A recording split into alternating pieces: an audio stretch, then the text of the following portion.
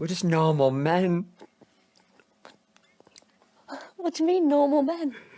We're just innocent men. It's time for Side Scrollers with me, Stuttering Craig. Oh, wow. Right on the tip. Just on the tip. And Blabs. Co-hosted by our friends from around the internet. There is a portion of Norway where it is legally required to carry a firearm at all times. If you're just a normal man looking for common sense in this crazy-ass world, you've come to the right place.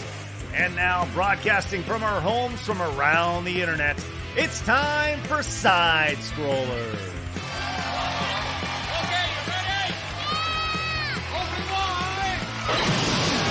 Oh, welcome on out to Side Scrollers on YouTube.com and Rumble.com and SideScrollersPodcast.com. What is going on, everybody? Happy Tuesday to you, man. Oh, man, do we got a good one for you today. Hello, hello. I am Stuttering Craig. Good God. The salt is falling today. The black and white monochromatic wonder is in the house today. It's going to be a great one today. But, of course, joined today, back from Japan, with the sniffles. He's so shit.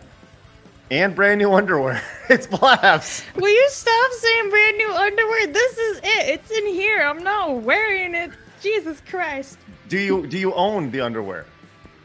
I mean, I bought it for 400 yen or whatever it was, 500 yen. Oh, that was like $5. Like, yeah. You have $5 underwear. Yeah, what a bargain, bro. What a bargain, bro. Hey, let's go.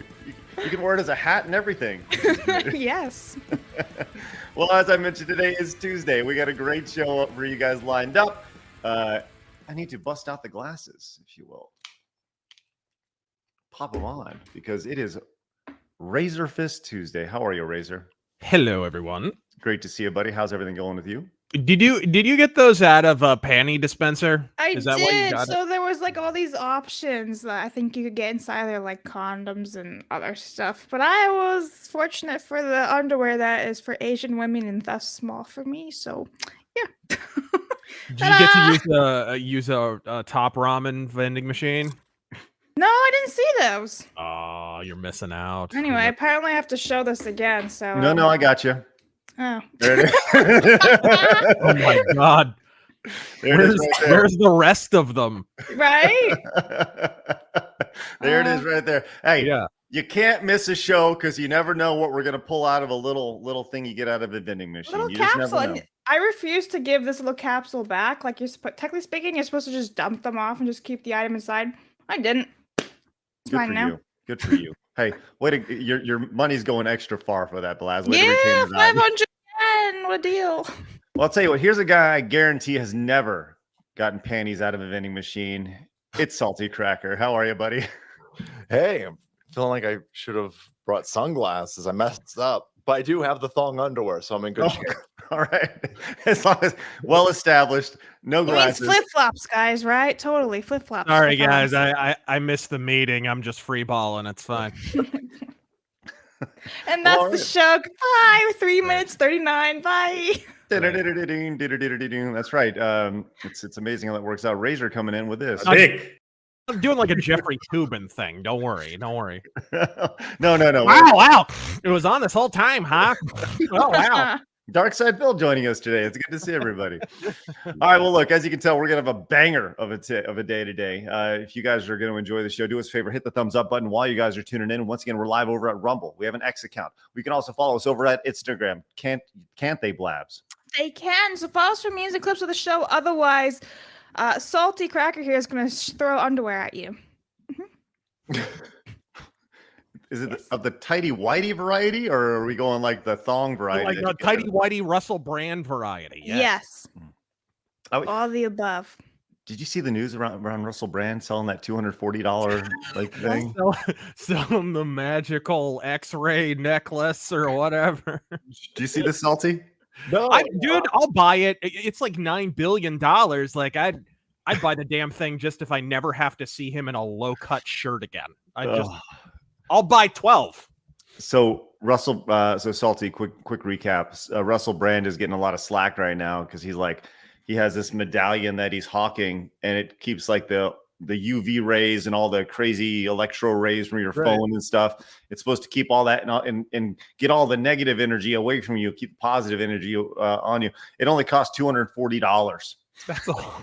So it's like, oh, it's more than that. It's like, oh, your Wi-Fi is actually giving you brain cancer. You're not going to be able to have kids, right? Like it's that thing, which I guess, hey, better safe than sterile, whatever. Hey, there's your tagline, Russell. There's your tagline. better safe than sterile. There we are. How much is your potency worth to you? Surely it's worth more than $240, right? Would you like to not be barren? Correct. Well, anyways, that's what's going. Salty, it's probably a good video for you to talk about with Russell Brand. So I haven't seen it. I'm guessing maybe the residuals from the movie he did with P. Diddy probably aren't coming in anymore. No, not so much. No. I wonder if he was in tighty whities for that. I wonder. Well, I'll tell you what, this is going to be great today. I'm very excited for the next hour and a half or so. We are live, or you can listen to the show over on Apple Podcasts for the first time since Blabs is back. Did we get it uploaded to over there yesterday, Blabs? How dare you? Of course we did. All right, we're back over on Apple Podcasts and Spotify. When Blabs goes away on vacation, we just totally desert the audio version of the show, so which is unfortunate because I don't know how to do it. With that said, we want you guys to taught me how to do it. What do you mean? Labs, it's been more than like 3 days. All right, This is true. Totally forgot how to do all this. With that said, we want you guys to head over to sidescrollerspodcast.com, become a supporter over there. We appreciate all you guys over there. If you guys are new to us over here on YouTube, join the 102,000 normal men who just love common sense in the video game and entertainment space. Let's do our best to get to 1,000 likes today. I can tell it's going to be a banger today, as Girth of a Nation came in with a 10 right off the bat. Says just some normal innocent support for some normal innocent men, and that's all I have to say about that. Thanks, Girth of a Nation, appreciate that. And you're finishing up with a little bit of Forrest Gump right there, which is great. We're like peas and carrots. Peas and carrots. That's right. Does Forrest Gump hold up? Is it still an all-time classic, or has everybody here been jaded by the stuff that's going on in that? Yeah, I don't know. It's one of those movies. There's this whole ass genre of movies in the 90s where it was like set in the 60s, 70s, whatever. It was like boomer porn, kind of, right? It was like boomer childhood porn. This whole The Wonder Years and Forrest Gump and Apollo 13. A lot of them had Tom Hanks in them for some reason. Yeah. And I feel like there's this Gestalt version of history where JFK didn't get us into Vietnam but got us into the moon. And like you get this weird sort of conglomeration of history that didn't really happen. Salty, you got anything on that? No, but I remember that. No, I think Razor's spot on. I remember that time period where every movie was about some generation that I didn't understand because I was 15 when it came out. But right. I don't know if that movie holds up at all because I didn't think it was good when I watched it the first time. Oh, Forrest Gump? Yeah, Forrest Gump. The music is good. Is that? And I really like the line from Jenny when she was a child. Are you stupid or something? Like, right. I like that. I'm using that.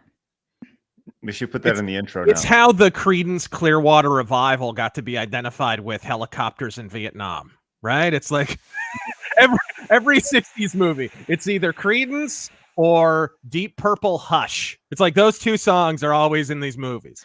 You can Call of Duty has a lot to thank when it comes to Forrest Gump, because Call of Duty uses Creedence Clearwater in pretty much every scene where there's a helicopter flying over from that time period, which is great. So something jumped up and bit me. That's what I'm going to say next time I get clapped in Call of Duty. I'm glad you finished that sentence. But also, I just want to question you guys. Who's the biggest bitch? Rose from the Titanic or Jenny from Forrest Gump? Oh, I mean, that's easy. Jenny from Forrest Gump is maybe the biggest villain in movie history. Rose let the guy die. Rose didn't give him AIDS, though. Right. That's not true. Right. Like, Salty's like, what? Right. I'm going to friend zone you your entire life, then come back when you're a shrimp billionaire. Right. But I'll have AIDS by then. Also, you'll have a kid. Yeah. I mean, I think it's not even a question. Salty, do you want to weigh in on that? Is Jenny a bigger sleazeball, or who Blabs? I don't even remember. Rose from Titanic. Oh yeah. Go ahead. Go ahead. With the AIDS, I don't know. These are. I was watching real movies back in the time. I don't remember any of these two. Yeah. Rose from Titanic. Michael Bay movies. Yeah, I was watching shit blow up, man. The Rock, man. Let's go. Hey, let me further that a little bit more. So Jenna from Forrest Gump, she's worse because she had a lifetime of destroying Forrest Gump, whereas Rose from Titanic, they had like 48 hours with each other. Yeah, right. And they managed to. Okay, let me just argue that one though. Then she hides from her entire family that she's got this massive, like, was $80 million necklace during like the Great Depression. Right. It's like, so you hate everybody, and then you don't even tell anybody about the secret lover you have. And then instead of giving that necklace back to the family to help support them, you chuck it in the ocean. Not only that, but she takes the necklace from the guy that she's friend zoning. Exactly. Yes. Like, what? They're both awful women. It's Billy Zane. Come on, 90s Billy Zane. Razor's like, I would throw my underwear at him. Any girl in the 90s was wetter than the Galapagos when Billy Zane was on screen in the 90s. Come on. Mm-hmm. Even with the toupee. Man, Billy Zane, I'll tell you what. That's Billy Zane. Zoolander quarter there. Okay, look, we can talk Titanic versus Forrest Gump all day long, which I know people are here to see. Yeah. But what they're really Let's get into the moon landing. Speaking of movies. Apollo 13. Did it happen? Well, we already talked about Michael Bay movies. That's the Challenger disaster, right? But anyway. No, hey, I went to a school that was named after the teacher who died in the Challenger disaster. Really? Yeah, man. So like the first day of school, I remember she's being like, why do you, I was like, well, do you know why our school is named this? And it's like, because the lady disintegrated on her way to space. I know. It's like, so we're commemorating this building in the name of a woman who didn't go to space. All right. Sweet. Right. Anyways, do you know, Salty, do you remember parts of her went to space, but yeah, but they came back down. Was her name Judith? No, Krista McAuliffe. Yeah, Krista McAuliffe. Okay, her. Yeah, do you remember the whole Challenger thing, Salty? Yeah, no, I was a little kid watching that. I remember that when that happened, I was like, that doesn't look like that's supposed to do that. And well, that's not very good. But I didn't know they were naming schools after her. And, yeah, man. Yeah. Apparently, all you have to do is get blown up. So that Aaron Bushnell, guys, hold out hope. All right, free Palestine Elementary coming. All right, to a state near you, very, very soon. Oh my God! All right, look, this titties. What the hell was that? Nice, a good refresher, Blabs. Palate cleanser. What were we gonna say, Salty? I don't remember. All right, let's get into it. Give us today in gaming history, Blabs? Okie dokie. So today is October 15th, which means Night Trap was released back in 1992. Roller Coaster Tycoon 2 was released back in 2002. And then we have Star Wars Rogue Squadron 3, Rebel Strike releasing back in 2003. Yay! Blabs, it's night transsexual. Thank you very much. What? Come on. That's a joke, Blabs. So some noticeable games that you missed today, Blabs, very noticeable games, include Blood Rain for the GameCube, PlayStation 2, and Xbox 22 years ago. Red Faction 2. Ooh. Yes, for the PlayStation 2. Wild Arms 3 for the PlayStation 2. Yu-Gi-Oh! The Eternal Duelist Soul for Game Boy Advance. Naruto Path of the Ninja 2. As well as Angry Birds Transformers 10 years ago for Android and iOS. Circling back to Michael Bay, I guess. Yes. Right. The biggest game that you missed today, Blabs, which may be the most important game that you missed. 53 years ago, I'd like to thank Gabe from Big Man Comics, who has been on the show several times. 53 years ago today, Blabs. October 15th, 1971, Computer Space, the first coin-operated video game, was demonstrated. That looks like a giant scanner from the grocery store. Just pick it up. This was 53 years ago. This is a big deal. Video games have changed. No, it looks like a beer bottle opener. Like it's not Yeah, even- that too. doesn't it? I would love to see an oversized beer bottle used Someone open please with that. ship So one what to happened? Craig. Was everyone like, oh, damn it. It's the year 1971. Guess we have to paint everything yellow or orange. Right. There was a yellow, orange, a Did they little hold bit an of green. assembly? Like, Yeah, it was very, very trendy at the We're having a time. meeting. what the Yeah. hell? Yeah. Well, there you go. But so yeah, I guess today modern video games as we know it kind of started October 15th, 1971. So way to go for all that stuff. Congratulations, everybody. Without that, we wouldn't have all the fun stuff and the fun times of the 90s that we knew today. So John came in with the European money, says after the Challenger space shuttle blew up, my friend got suspended from school for saying that NASA stood for need and saying that NASA stood for need another 7 astronauts. That's a good joke. You totally botched it, Craig. Go ahead, Razor. Read that for me, please. It's a good joke. Okay, they did need. Kyle came in and says, "Bruh, oh my lord, it's the Salty Crack and Rage in the same stream." Also, I must say, Blix for Orange Man. Sorry for the politics. All right, thank you, Kyle. Appreciate that. Came in, and I don't even know how to say your name, but I'm sorry I butchered it. It says Salty Cracker has a giant Lincoln poster in the background, and Razor is on stream. This will be Ooh. interesting. Oh, Do I get to Uh-oh. make this the shitting on Lincoln stream? oh I no. get to do that? Oh no. With that said, it's time for my favorite segment, your favorite segment, Ooh. everybody in the world's favorite segment. It's time for hard news.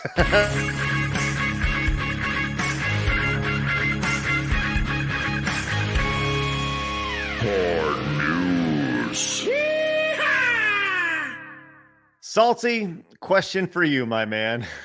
Did you see the Deadpool? Listen, I know it's a busy year for you. We got the election coming up, and you are a big-time political man, and you probably haven't had your head in a whole lot of movies lately. But did you see the Deadpool versus Wolverine movie?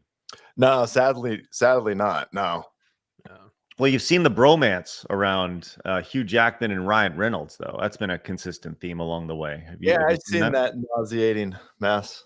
Yeah. Well, Like, wait a minute. Do it's both fine. right? Do both parties generally get paid for a bromance? Is that generally how that works? Because they're bromancing pretty hard. Yeah. You know, it's pretty in depth. They're looking at each other's eyes in a very intense way. Well, everybody. Gay. True. Everybody could be getting a lot more of that, as there are rumors, gentlemen and lady, that Ryan Reynolds and Hugh Jackman could be hosting the Oscars this year. Any interest? I mean, our Oscars review is nil because nobody watched it. But does this get anybody interested in the Oscars if Ryan Reynolds and Hugh Jackman are hosting the Oscars this year? oh my god. I just want somebody to just get up on stage. Dude, if you're a host, you have to, just for the scrapbook moment, you have to try this. Just Mhm. go up there and start reading off the Jeffrey Epstein flight logs. Oh my god. You'll clear that room in 2.5 seconds. Or like P. Diddy's list. right? Probably not going to work out very well. Yeah, exactly. So, okay, a big nothing. They'll all have to do their best fake shocked face when someone says Epstein was killed. Like, oh yeah, oh no, what do you mean? What do you mean? The only person surprised by Jeffrey Epstein's suicide was Jeffrey Epstein, asshole. Right. Anyway, Well, anyways, I guess that doesn't get a whole lot of people interested in the Oscars. Yeah. Chat, any it's interest? still the Oscars, yeah. Yeah. Oh, there's the audience looking at that announcement. There's the internet. Nope, there it is right there. Nobody's really interested in that news today. It's unfortunate. I don't think people who watch your guys' content is going to be watching the Oscars, no matter who is thrown up there to do that mess. I agree. But they're gonna, that's good advertisement for them for this ridiculous, stupid show. And those two dumb idiots on the cover of all these magazines groping each other will probably generate some sort of interest among these normies who will watch this trash. Right. Even normal men don't watch the Oscars. That's the problem. No, dudes don't watch that. Oh yeah. If you ever find yourself taking the Oscars too seriously, just stop for a moment and remember Halle Berry has one. Yeah. Right? Like remember when Halle Berry? She's cute. remember when we were all pretending she could act? That was a wild weekend in the early 2000s. That was weird. Wasn't she Storm in X-Men? Was that Halle Yeah. Berry? Yeah, she's Storm. Storm. And She the was girl in all the Tyler Perry comedies. Yes. She was also in that movie Swordfish with Hugh Jackman. Remember that one where he's like a hacker? It was kind of forgotten about. He was like a hacker, and at one point he has to hack something while getting a blowjob. Yeah. Like in the early scene of the movie. It's awesome. It's great. It's like, well, I was like, that's provocative. Wow. What's also provocative is I am the Icarus who came in with the $50 super chat. Look at that. That's impressive right there. Welcome to the show, Salty. It says, oh, you're a gamer? How many times have you beaten the 1971 computer space? The answer is 0. I am the Icarus. But thank you so much. It's great to see you, man. Great to see you as always. I am the Icarus going on the wall. Thank you very much for that support. Let's get you up there right there. And Blaz, while I get them up, why don't you get that from Emperor Creatine? Muted. Derp. Okay, Emperor Creatine for $10 says, fun fact for you, Blabs. Night Trap and Mortal Kombat are responsible for the ESRB. And speaking of Razor, how many times did you have to not sell GTA to oblivious grandmas at GameStop? Oh man. I don't remember. Like all I of mean, them. here when I worked at GameStop, new games were still selling. So yes, we sold a lot of GTA, don't get me wrong, but like people were looking forward to GTA 4, and I worked the Halo 3 launch, right? So like new games were selling a lot, not so much anymore. So I don't remember. A lot. We sold a lot of PS2. It was in a bad neighborhood. Not that I'm saying anything about the PlayStation fan base, but Sony the ponies. store was in a bad neighborhood, gang. A lot of people with Z's in their last name. I'm just saying. Oh my God. Have you, did I tell you, I know I've told this story before. I don't know if you guys have heard this story, but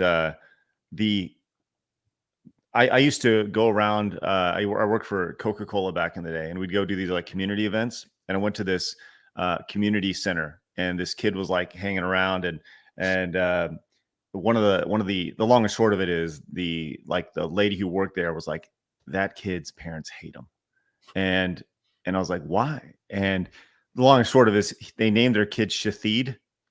And if you spell it out, it's actually shithead. There we are. I mean, it was legit. It was legit too. It wasn't like that was his legal name was shithead. And it was like, wow. Yeah. Like, that's pretty fucked up. He probably owns a PlayStation too. Anyways, His uncle was Dick Gosenia or something. right. That are on the way.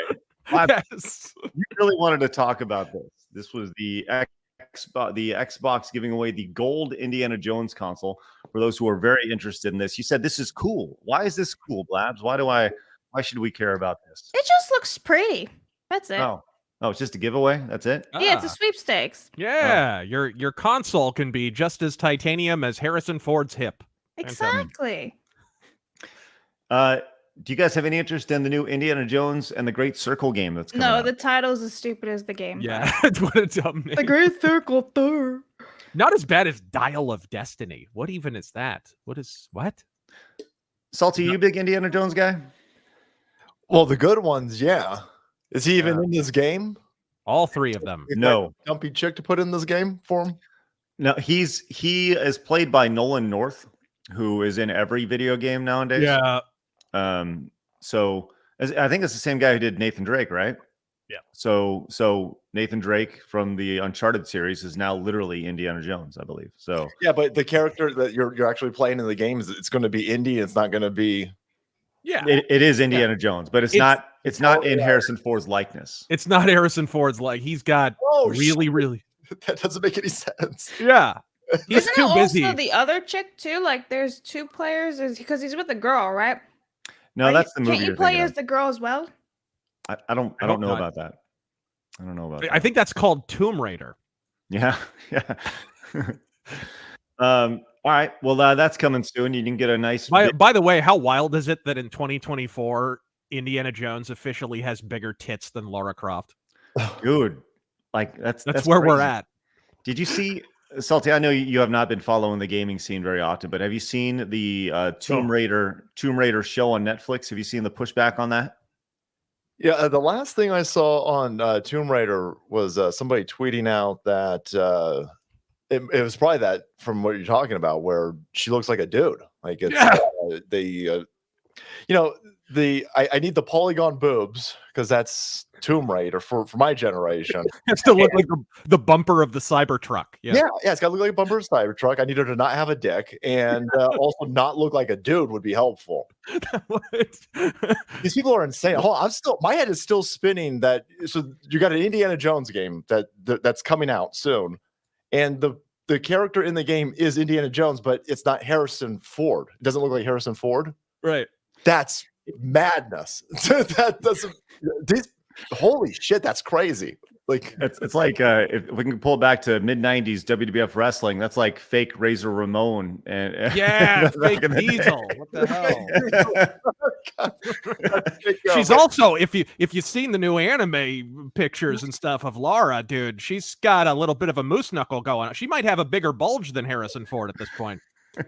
Well, this is the she's packing some heat, gang. People talk about self-inserts in movies and comics all the time and media. This is the only time a self-insert could be remotely acceptable. This is the voice actress on the right. It is. Now that's Peggy Carter. All right. Yeah. Well, the image on the right has been enhanced a little bit, but not by much. I mean, still not by much. You know, they made her kind of Zoftig there a little bit. Just saying, like if you're gonna do a self-insert, do it that way. At least give Lara Croft some her due right there. You just call her Lara Croft? You ran a video game website. You can't call her Lara Croft. Okay, hold on. Let's take a step back here. Lara Croft. All right. There we are. Okay, but here's the thing. When I was growing up, it was Lara Croft. When I was growing up, it was Ryu. Yeah. Right? It wasn't Ryu. Right? It was Ryu. You don't call him Akuma? Right? Yeah. It was Akuma. Right? Yeah, right. Sorry. Me and Blabs are Japanese now, so that's right. we pronounce it correctly. Arigato. That's right. Way to go, Blabs. You're just... Oh, wait, really quick story for Razor because he's gonna like this. My first night there, I was with friends and we did like a cheers, and I usually just say chin chin, but that means dick in Japanese. Yep. So that was fun. Did you call anybody Ben? Because that's a mistake you'll never make twice in Japan. No, why would I call him Ben? It means shit. Arigato gozaimasu, Ben. Right? It means shit. Nice. Lord. Well, awesome. Let's go. Speaking of Japanese and anime and all sorts of stuff, I'm sure you were all about the anime while you're over there, Blabs, huh? Oh, yeah. She's like, oh, yeah, okay. Well, I was in the middle of coughing. Yes. Hello. Okay. Well, the new Dragon Ball game, which, by the way, is not just about Dragon Ball Z, but the entire Dragon Ball saga, has been released, called Sparking Zero. I forgot. Salty, are you a Dragon Ball guy? Do you like anime? Dragon Ball? No. Okay. Razor, what about you? Do you like Dragon Ball at all? When I was younger, yeah, I liked it when it originally aired on... God, it aired so inconsistently, but it was on like Saturdays, whatever. Back when it had the heavy metal theme song, which totally curb stomps the Japanese version. Sorry, guys. Mm-hmm. Well, there's a new game out called Sparking Zero, and it sold 3 million copies in a single day. It is a banger. It's not meant to be like a competitive fighting game by any means, but I think these games are really fun to watch. It's almost like playing a cartoon as you're watching them. They're really, really cool, and the art style is really, really great on them. So anyways, that's kind of noticeable. You've seen some games that have really been bangers as far as sales wise, that have really performed exceptionally well over the past, few months. And Dragon Ball Sparking Zero is one of them. By the way, we're trying this new thing out, by the way, on the show. If you guys are like watching on mobile and such. Anybody else think Sparking Zero sounds like the name of a soda? Done. Sparkling Zero. Pepsi Sparking Zero, right? Zero Like calories. Mountain Dew. But I'm just saying. Right. It's actually 100% it does. Sounds like a It frosted diet beverage.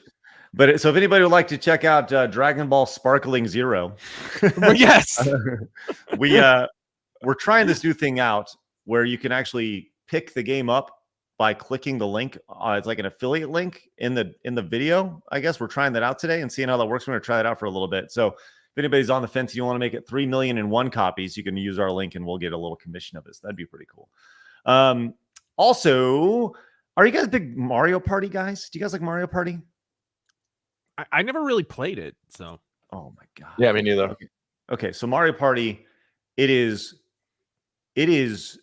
such a child's game, but at the same time, it ends friendships in the best way possible, right? It is a game that will fuck you over, and you got to like it while you're playing it. There's a new one coming out called Mario Party Jamboree, and when you talk to people who love Mario Party, they're either like people love the original Mario Parties 1, 2, and 3.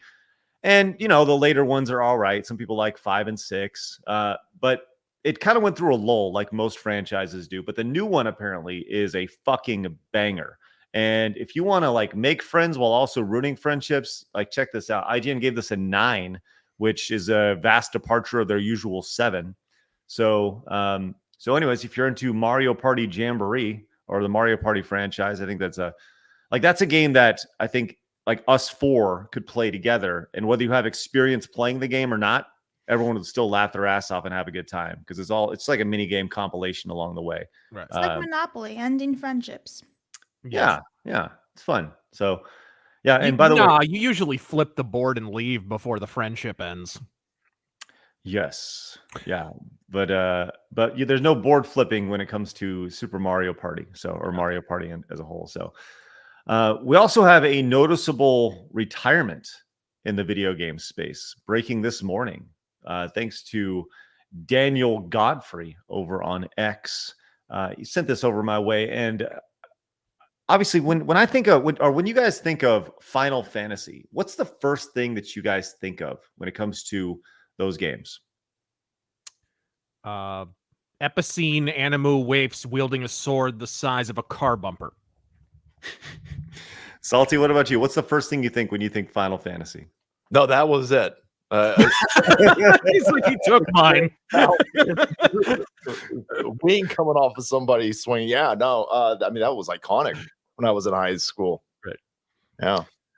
Well, also iconic is the score of the game, the soundtrack of the game. Oh, yeah. The legendary musical producer, Nobu Uematsu. Well, he announced this morning that this final game, he's doing a game called Fantasian Neo Dimensions. And this will be his final project in the video game space. He posted a video saying, This is my final project as a composer of video game music. It says, if that's true, that's a wrap on one of the best to ever compose video game music. One of the best to create music, period. Final Fantasy VI score has a special place in my heart. Thank you. I think that when it comes to Nobu Uematsu, like, I think there's a broader discussion here, right? We have. Did we just scroll past like what he looks like? What the hell was that? What happened to him? Did he like survive a nuclear detonation? Or actually, never mind. He is in Japan. Jesus. Easy razor. Hey, you got that Fukushima couture going on. Oh, okay, all right. No, it's not as bad as all that. He probably just wants to do boomer rock because that's like he likes to be a rock star. That's the thing. People think of him as composing like symphonic stuff, but he's just a rock nerd. He does that thing, the Black Mages, right? Where it's basically just rock versions of video game music. Well, probably one of the most iconic songs that he made back in the day was One Winged Angel from Final Fantasy VII. Salty, did you ever play Final Fantasy VII? Or at least are you familiar with One Winged Angel? I'm not familiar with that specific song or music, but no, I played Final Fantasy VII. Yeah. Right. Well, I'll tell you what, you're going to be familiar with this one immediately once you hear this. One Winged Angel. This is the type of stuff that he made back in the day.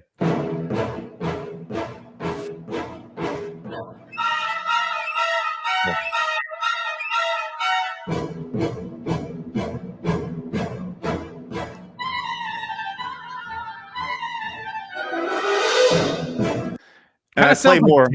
It kind of sounds like Danny Elfman when you listen to it in a vacuum. Yeah, a little bit Kind of. Spider-Man going on. A little Batman, yeah. Pretty iconic stuff for most. You don't necessarily have to be familiar with Final Fantasy to know Nobu Uematsu music. It's very, very iconic along the way. But I think there's a larger discussion here to where you have these people who have been in the industry now for 30, 35 years that as we were growing up, Salty, Razor, we had these people who were in their prime, and now they're at a point to where they're starting to reach retirement age. And there's going to be this turnover of leadership in video games where people have looked to these iconic people for their music, for their ideas, for their characters. You know, for me, the biggest one will be like when Shigeru Miyamoto moves on and he's like, oh, I'm done. Right. And Miyamoto moves on and he retires from video games. Like my question is like, what will Nintendo look like when that's done? And that's interesting to me when it comes to this industry as a whole. What are you gonna say, Razor? You look like you're on a no. Okay. I don't know. You guys, brown and gay, to answer your question. That's what I was. Brown and gay. Do you guys have any thoughts on the idea of like the turnover that we're going to see in probably in the next 5 or 10 years in video games, as far as the direction of games as a whole?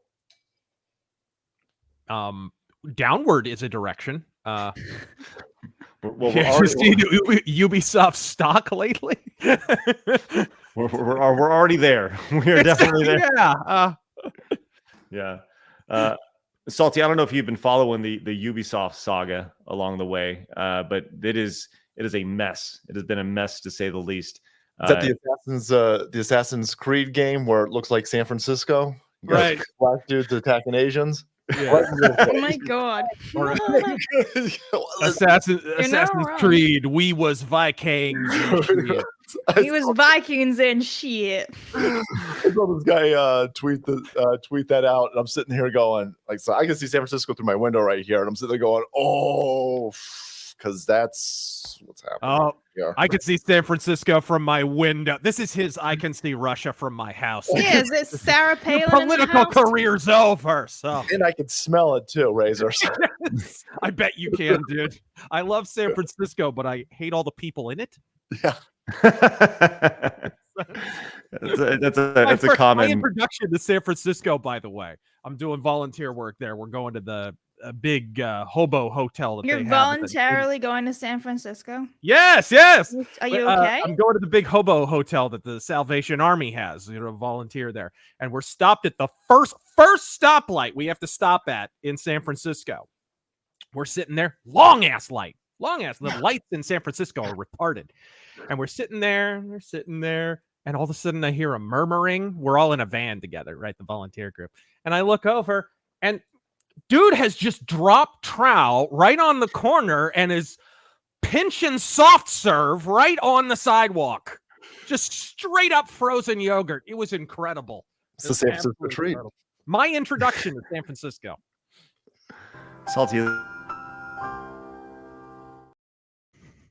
It looks like the damn unicorn doing the soft serve poop. Remember that meme a few years ago? Yeah. Remember that, Blabs? Well, No, yeah, that's San Francisco, and I know people they'll take one clean section of San Francisco, they'll walk by and they go, "Where's all the crime and poop at?" Yep. Right there in the Embarcadero. It's actually all over the place. You're trying to not hide it. Or you're in the freaking financial district. Where's the feces? I don't know. They just scraped it off the sidewalk 15 minutes ago. Give it a minute. Yeah, they power blasted it in the morning, sprayed all over the place. They aerosolized the AIDS-riddled fecal matter outside the business district every morning. Right.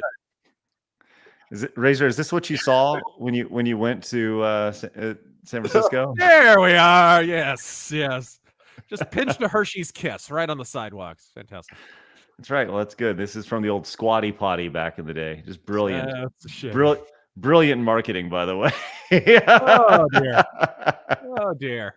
Did we need the X-ray vision?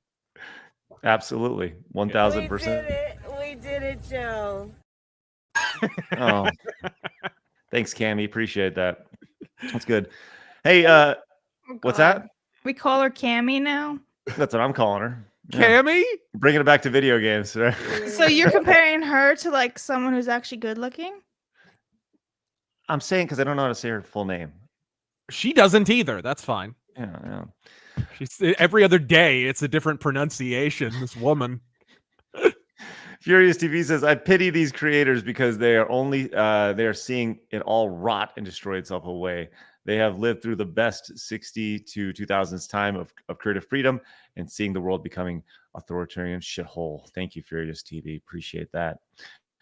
Joey came in and says, Nobu Uematsu remade the One Winged Angel song and turned it into a metal song for the Advent Children movie. If you haven't heard it, you should. It's awesome. Thank you, Joey. That movie was bad, but the soundtrack was okay. Matthew says, "What I never understand is that these big names in the video game industry, like that, composers, for example, don't have a person that they groom to be their successor." Yeah, I mean, grooming in a has a different meaning nowadays, but maybe just educating perhaps the next person. Right. And Matthew says, instead, these big names don't care. They just take the money and they leave, and that the company hires a DEI employee. There you go, Matthew. Thank you very much. Appreciate that. All right. If we can move past the squatty potty aspect of things, we have got, oh shit, I just closed a window, motherfucker. You know, this is actually an interesting conversation, and I'd love to hear y'all's thoughts on this. We've talked about the Act Man on the show. He had a tweet. I don't know him, but he had a tweet which spawned a little bit of conversation from our buddies over at World Class Bullshitters. And he said, "Is it sad that the midnight release of video games is completely extinct now? It was always such a vibe to go to GameStop and be amongst a crowd of gamers all waiting to play the same thing you wanted to play. And none of us will ever experience that again. Damn. Did you guys ever go to midnight releases?" I worked them. Yeah. Where did I work? Halo 3 and Modern Warfare. Yeah, Modern Warfare, Call of Duty 4, maybe. I think those are the two. But the big one I remember is Halo 3 because that was next level. That was nuts. Salty, did you ever do any midnight releases for any media? Yeah, I did the original Wii. We did a midnight release for that thing, which turned out to be a good idea because then it took everybody else months and months and months to find one of those. Yes. Dude, that was the Tickle Me Elmo of freaking 2007. That was nuts. It was hard. You could not find that thing. Yeah, that was awful. The Tickle Me Elmo. It was everywhere too, like commercials and stuff. And let's be honest, it's creepy. And have you seen like when people take off like the fur of Tickle Me Elmo? It's like a little robot underneath dancing. Oh, yeah. And then once you look into the voice actor of Elmo, it gets creepier still. Yeah. Next level. It's funny. I'm doing a quick search through my old videos that I have, and we did several like man on the street videos back in the day for these midnight launches. There was one in particular that was, I think it was for Smash Brothers, where we went out to a GameStop, and this kid got really upset that we were filming him. Didn't Triumph the Insult comic dog like show up to one of those midnight releases back in the day on Conan O'Brien? Right. Yeah. He did. Yes. He would make fun of people all the time when it came to that stuff. That was great. Yes. I have, let's see. I think I actually have this. I still remember the Star Wars one he did. the pregnant chick is there and waiting in the Star Wars line, and he's like, "Wow, how old is he? When is he due? Oh, 6 weeks." He's like, "Oh, that's a shame. It's the last time he'll ever see female genitalia. That's a shame." for me to poop on. For me to poop on. That's right. I actually have this video pulled up from 2008.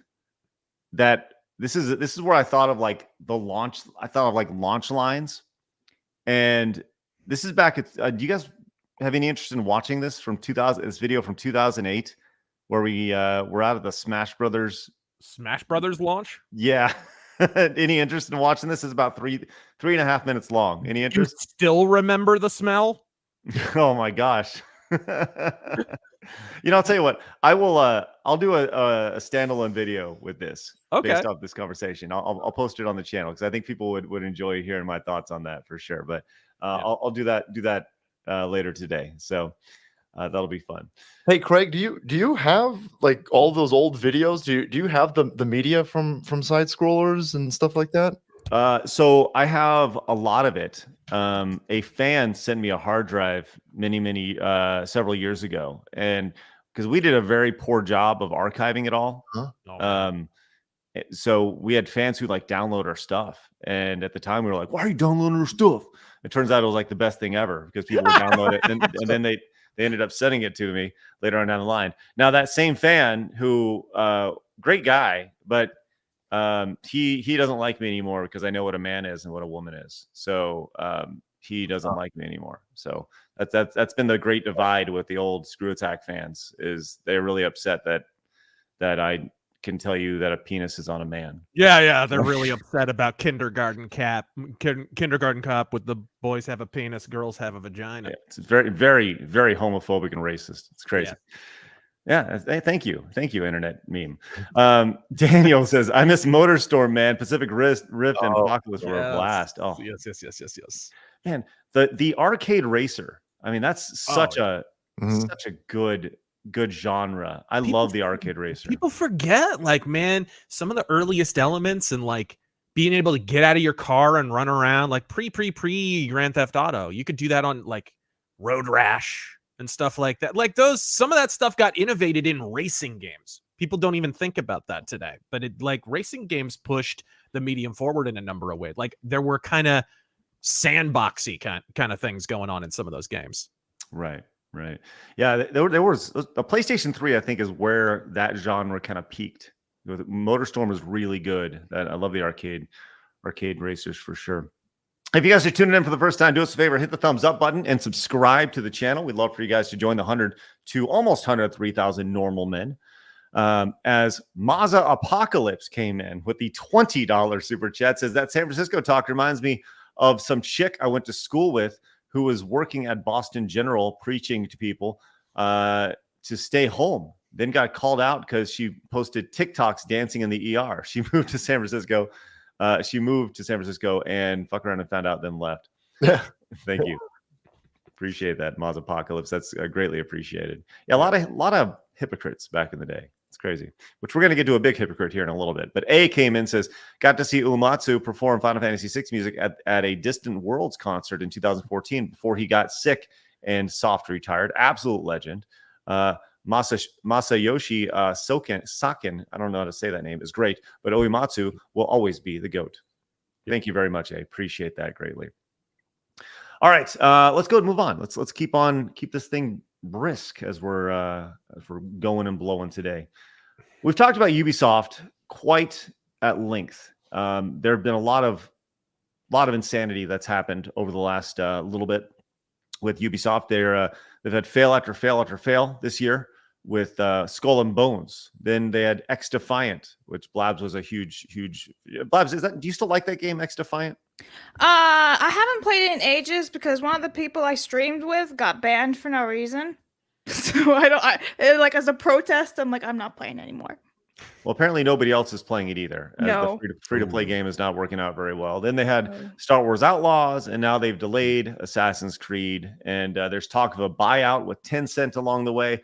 And to put the cherry on the top of all this nonsense, Salty Razor, did you know that there's actually a boycott happening at their main office in France right now? So in addition to all the insanity, right when all this insanity is happening, all the employees were like, we're going to boycott as well. So that's been happening with their primary office over in France, as currently there is a strike happening. One of the main French TV media outlets talked to employees protesting against Ubisoft's decision to cancel working from home. And that's the big thing, is Ubisoft said, hey, everybody needs to come back to the office. And so first, let's start there.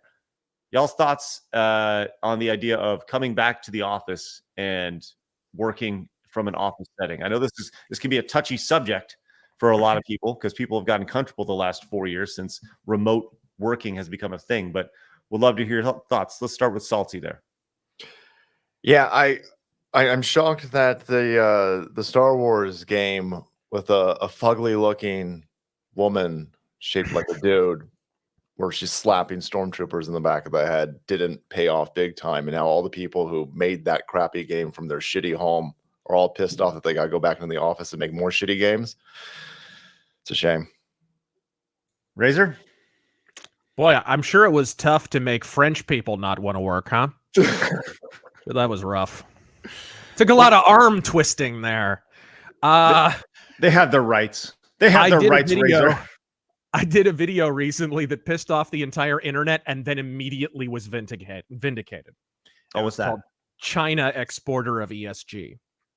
And it talked about how the CCP funds the wokeness in Western companies, then swoops in with their Eastern companies, in this case Tencent, who is literally a thrall of the CCP, and then swoop in and gobble them up, or just beat them in pure one-on-one competition with their non-woke games. And yet at home they ban ESG, so they ban at home what they export abroad. And Ubisoft is a centrifuge of this syndrome. You are seeing this writ large. By the way, screw you all, I was right. Yeah, you can't. These people are making horrible, shitty. They're taking guaranteed money printing franchises, and they're breaking them to contort to all of this stuff that has been, infecting our society with this. They can't have boobs. Mm-hmm. They got to be strong whammon characters and take all. I'm surprised Laura Croft is even white in the Netflix thing at this point. She's almost not. She's kind of like, she's awfully tan. She's not quite like orange Trump color, but that would drive people crazy. Yes. Yeah. So I mean, you can't keep putting out horrible shit and then be pissed off later on that people aren't buying it, and then you're going to be forced to have cuts and forced to go back to you got to go back to the office. Didn't Ubisoft, didn't they make like Far Cry back in the day? Yeah. These people like pioneer. Yeah. So these people, you only these worthless individuals who are currently holding these positions, these talentless hacks over there, are still riding off of the fumes of far greater games that the people who made those games have been chased out of the industry by these fuckers. Oh yeah. Look at Assassin's Creed. Two people behind that are Patrice Desilets and Jade Raymond, and neither of them have worked at Ubisoft in 15 years. Yeah. They were both run out of the company. Yeah. So you got to go back to you shouldn't have an office to go back to. You should be fucking fired, and then you should be excommunicated from the entire industry, you pricks. Well, one of the things that so they interviewed two people in this piece, and the first guy in the interview is talking about, he says he's worked at Ubisoft for 9 years, and he says he doesn't understand the decision that they've always been very effective even at home. For him, it makes no sense. And the second guy looks like it's mistranslated, and they're speaking in French here, so I can't really I don't understand what they're saying. But this other guy with a French flag next to his name, who I'm going to assume knows what he's talking about, says.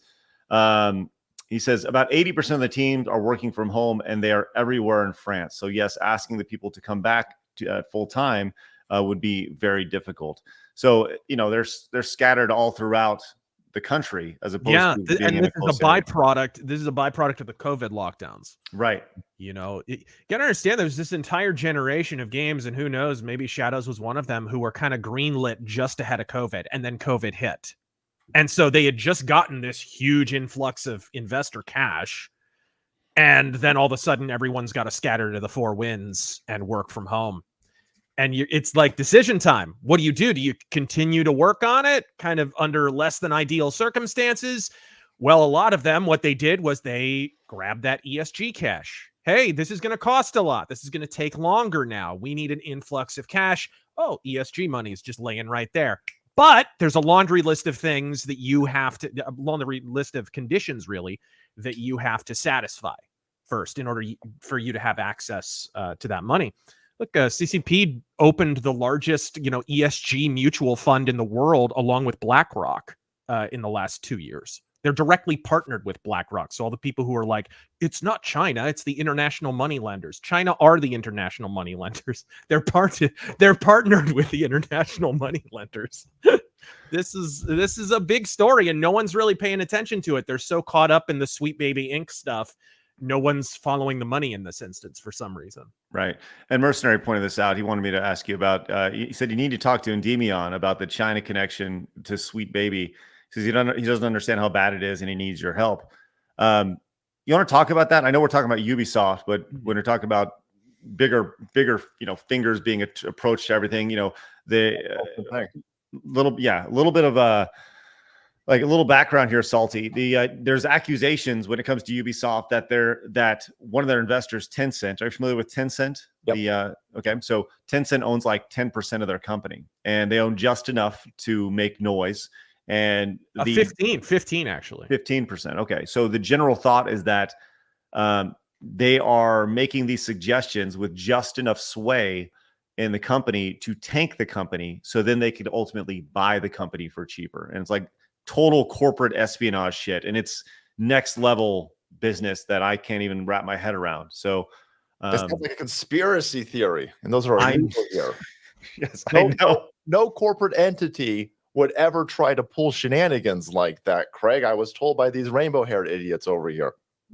Nope, absolutely not. No, but Razor, do you want to go into that a little bit? Just kind of talk about that, the idea of Tencent being approached and in China in particular with the numbers on that are nuts. Like, if anyone doubts that Tencent are essentially in thrall to the CCP, two separate news organizations, one of which is the Epic Times, who are famously based out of Hong Kong. They do a lot of whistleblowing on the CCP.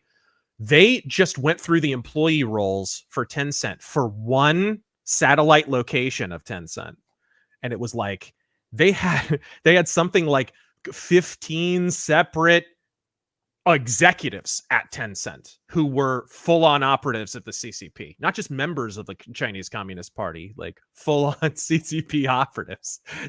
They had 2,000 something across the whole company of satellites of the CCP. I mean, they're completely entrenched in these companies. You don't get to be a private company in the CCP.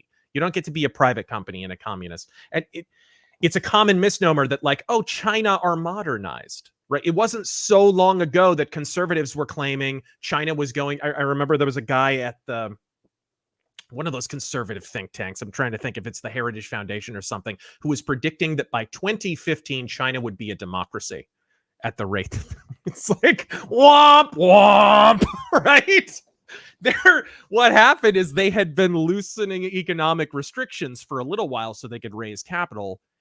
And then Xi Jinping got to a certain point. He came in there and it was like, okay, if we're so prosperous, there's going to be political alternatives that are going to rise up, and you can't have that in a dictatorship. So now you enter the crackdown period, and that's really been the Xi Jinping sort of regime. It's a prolonged crackdown, and it's reflected in business. Tencent is emblematic of this. Chinese companies are just like this. They literally have CCP operatives embedded in them. In a roundabout way, the connections that I drew in my video were the CCP directly funds the government programs that in turn funded the company that's above Sweet Baby Inc. I forget what the name of it was. You remember that guy who got accused of sexual assault by Zoe Quinn back in the day? Yeah. And then offed himself. I forget what that guy's name was. He had his own company in Canada. And after he killed himself, in the name of the victims, to help the victims, they turned what had been a video game development company into a giant bank for ESG money. That's what it is. It's basically just this huge. And so it takes money from the Canadian government, who in turn takes money from the CCP. And so Sweet Baby Inc. indirectly, through a bunch of shells, are funded by the CCP. And then they wokeify your games. The games go down the tubes. And then who swoops in to gobble up the companies? Tencent, CCP. It's the circle of shite, Simba. Salty, would love to hear your thoughts on all that. Is that you're shaking your head? You're going, yeah, okay. Yeah, no, that sounds exactly right. This is, we have a bunch of real naive, stupid. Oh, somebody in the chat. I'm sorry to interrupt. It was Alex Holovka was the name of the guy who killed himself. Yeah. No, and this is how the real world works. These people out there who think that everyone wants to be best friends and shit rainbows with each other. No. This is how these corporations and these entities out there, they see all of these studios that, just off of, again, their old good games are still worth a lot of money, and you can bring them down very easily under this guise of, rainbow this and empty platitudes that, and you'll destroy them. You're watching every single one of these franchises that has been built up over generations are being destroyed by these idiots and these diversity hires over here. And it's allowing, for outside entities to come in and pick them up for pennies on the dollar. This is quintessential corporate espionage, and it's happening in the game industry. And it's being allowed to happen because all the people in the game industry, half of them are sane individuals like you guys, and the other half are a bunch of naive morons they're helping this happen, by the way. And you're just going to get shittier and shittier games. Yeah. It's funny. We actually have breaking news. We have a video of what these people think that the world is like, which is good. Oh, here it is right here. It's there's the shitting rainbows. Right there. Soft serve. There it is right there. Hey, Elite Neo came anyone in. else hungry for sherbet? Anyone? Oh, did you call it sherbet? Is that what you called it? Sherbet? Sherbert? Sherbet? Sherbet's a funnier word, though. Sherbert? Okay? It's like why I say robot instead of robot. It's just a funnier word. Or you like the guy who says tortilla because it's funnier than tortilla. Donde está? Donde está right there. Donde está Elite Neo came in with the $50 super chat. Blabs, please read off Elite Neo's wonderful message while I put Elite Neo up on the wall and we stare at those wonderful rewards. Elite Neo says, I work as a software developer for a company that has us going hybrid work, 3 days remote and 2 days in office per week of our choosing. They actually pay us well, and the bennies are great too. He means benefits. So I'm okay with this. And we get free lunch on Fridays. Hey, man. Let's go. Free food. Hey, Good for you. Good for you, Elite Neo. Pizza Party Fridays. Let's go. Man, Hey. were there any better 2 words in the English language when you were a kid than pizza party, for Christ's sake? Dude. So our Sundays, just as a total side note, our Sundays are starting to, you get in a routine with your family, right? And on Sunday we go to church, and then we go to the store, right? But we're kind of hungry after church, so we may get some food, right? Like most of America who goes to church, right? And the idea was brought up by my daughter to go to CC's Pizza, and it was like, I can't do that anymore. I can't do CC's Pizza anymore. The all-you-can-eat buffet. Yeah. It's rough stuff, man. Otherwise, once again, I end up looking like this guy right here. But that's too much information, and nobody asked for Craig. Thank you. Craig is purely on granola and steroids now. That's right. Nonstop steroids, man. Protein. Banzo Sam says, Razor, have you seen the latest trailer for Modern Warfare MW5 Clan? I'm guessing it's Modern Warfare 5. MW5.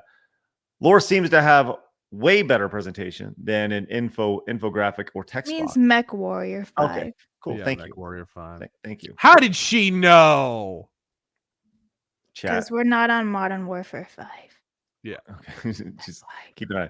There are tons of Easter eggs for the novels. It's making me a little more optimistic. Your thoughts on Mech Warrior 5 clans? Piranha are writing a BattleTech story, so yeah, my optimism is not terribly high. We'll see. We'll see. I'll play it. I'll review it. But Piranha are on quite a tear of terrible games. And Twisted Training says, Jay the Concept released a video today about Kim Belair. Skip ahead to 4:30. I think every normal man will enjoy it. Maybe I'll take that, do a standalone video on that later today. I have the video pulled up on the side over there. And Blabs, will you please make a note down at the bottom for the Jay the Concept video, please? I'll take a look at that, see if it's worth chit-chatting about. All right, let's go ahead and talk. We talked about Ubisoft being in a tough spot. Let's talk about another company that's in a tough spot. Bandai Namco. This has kind of come out of nowhere as we've got a couple cancelizations for a couple pretty big big anime IPs where they have canceled multiple games, including One Piece and Naruto, and they're also reducing staff. But I mean, these games would sell, and they're just shelving them along the way. So Bandai Namco also with some firings now. Yeah. I don't know. Razor, your thoughts on them shelving a couple surefire hits, most likely? Apparently, someone at the executive board learned today that it's not 2007 anymore. I don't know. Well, this has been a reoccurring theme in 2024, as there's been a number of different people fired as of, well, I guess it was early October. Over 13,000 people have been fired from the video game industry in 2024 alone. This is salty. It's like a bloodletting this year, where people have just been destroyed. Are there any industries that you're aware of that have seen this many cuts this quickly? Comics. Well, yeah. That's, it's hard to believe that 13,000 people lost their job during the best economy known to man. So, yeah. Confused. That sounds very glib, by the way. I don't want anybody to lose their job, but I also don't want people. That's not true. Government workers, I'm fine with them losing their job. No. I don't want them fired to lose their job. I want them fired into space in the direction. Right, yes, there we are, into the sun. Yeah, but there has been a prescription for this situation, by the way, that one side's been saying forever. Just make good games, assholes. Just that's all you got to do. Just make good games. I don't care what skin color or genitalia the person has. Just make good games and be respectful to old games. Don't buy these other classic franchises and fuck them up with your stupid nonsense. And you'll have a job afterwards, and it will be a good paying job. And maybe you could even work from your fucking home if you want, but stop making horrible games and stop fucking up our shit, and you'd be fine. But they don't want to listen to us. I'm sorry. Did you say don't pay attention to their race or color? They'll make their own studios and they'll make their own games. I'll buy indie games all day long. Support their people. Salty, I'm sorry. You said don't pay attention to their race and their color and such. And for that, the game Dustborn has a message for you. You are racist. Yeah. the reverb on her voice when she says it really is what sells the clip. That may be my favorite clip possibly ever. It's so freaking funny. It's just a step below the, what was it, Aqua Teen Hunger Force? That's racist. Freaking, it's just a step below that. Salty, have you followed the saga of Dustborn this year? Do you know anything about that game? Is that the game, the Antifa game, where they stole assets from GTA 3? It made them even worse somehow. Is that game? Right. Racist. Oh my god, you got to see that I'm stunning and brave. Yeah. Well, it is definitely stunning and brave, and so are the 4 people that are currently playing the game right now on Steam. 4 people, damn. Ooh. So it's a big day today then. Well, it worked. The recipe for great success in the video game industry continues to show. That's right. All right. Oh my God. I mean, how else could you explain that this isn't destruction from an outside force to come in and gobble up all of these places, these old establishment like IDOS back there with a history of games? This is crazy. This is like self-destruction, suicide. Yeah. Well, yeah, I mean, they put born in the name, and you know how they feel about births. There's Jesus. Just jam the scissors in the back of this game and suck the brains out with a straw. What? It's not all right. And that, my friends, is how we get demonetized on YouTube. There we are. So there we are. Tonight's stream sponsored by the March of Dimes. Please head over to sidescrollerspodcast.com and become a supporter over there. We'd really appreciate that, allowing us to have these riveting conversations. All right. In the interest of time, let's go ahead and move on. In the interest of YouTube keeping us monetized as well. Salty, have you heard about the Nintendo Museum? Have you heard about this thing at all? No, just when I jumped in here, Okay. You mentioned that there was a Nintendo Museum, and I'm nervous where this is going. Well, don't be nervous just yet. Okay. It's not all it's doom in and- Japan. It's not in the West. It's got a bunch of Don't worry dudes about it. pretending to be chicks walking small kids into the back of the Mushroom Kingdom back there. I'd be very concerned. Right. Well, it's pretty awesome, really. It looks pretty neat. There is all sorts of gameplay opportunities, and the whole idea of the museum is that it's built to educate new employees about Nintendo's history, which it's not necessarily built for the customer, although the customer is welcome. It's been said, Shigeru Miyamoto has said that it's built primarily as an educational tool for the employees, which is great. Anyways, as you scroll down, there are plenty of new opportunities. There's places to play games. There's an exhibits that allow you to check out some of the games that are with really big controllers and stuff. Yeah. Like this right here, you can play with a big controller on like the old Famicom. It's pretty fun, right?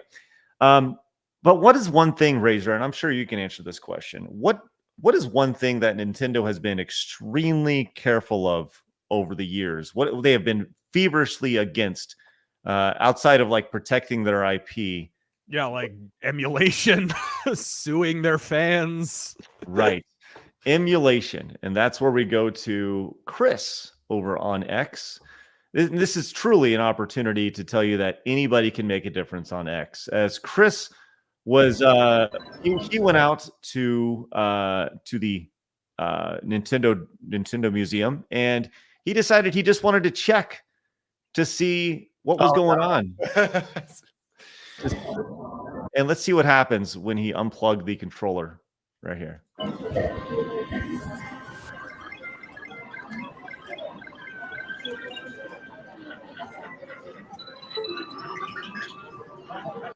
Did you hear it? Oh my god. Yeah, It's Windows. an emulator. It's a piece. It's running emulators. Mm-hmm. That's funny.